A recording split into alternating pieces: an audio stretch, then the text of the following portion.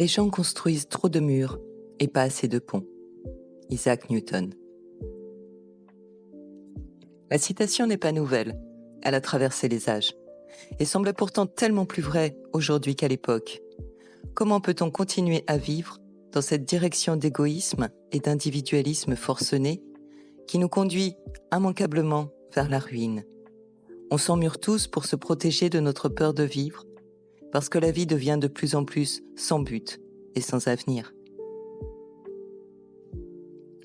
On manipule des concepts, des idées et des réalités virtuelles à tour de bras, mais on ne peut pas regarder en face la misère du monde et notre propre décadence.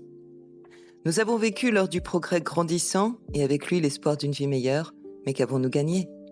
Un home cinéma flambant neuf, high-tech, pour regarder en Dolby et en stéréo les gens se faire la guerre et crever de faim et d'indignité aux quatre coins de la terre?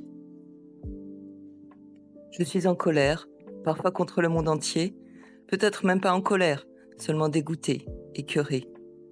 C'est notre regard sur la vie qui doit changer. Tant que le monde appartiendra à quelques puissants qui se partagent notre sueur pour remplir leur jacuzzi, sans jamais se soucier d'autre chose que de l'intensité des bulles d'air qui les massent, le monde ne pourra pas tourner rond. Tant que la valeur d'un être humain sera jugée sur l'apparence plutôt que sur le fond, les murs resteront en place.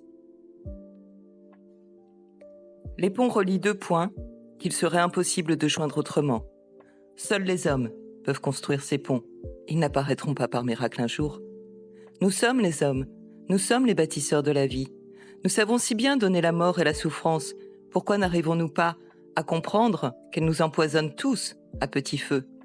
Parce que tant que la haine sera la plus forte, nous vivrons dans la peur, l'indifférence à la souffrance de l'autre et dans l'individualisme.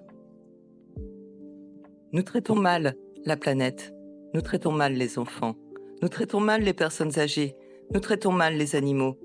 Nous nous traitons mal les uns les autres pour des tas de raisons et l'on vit dans l'illusion que tout va bien.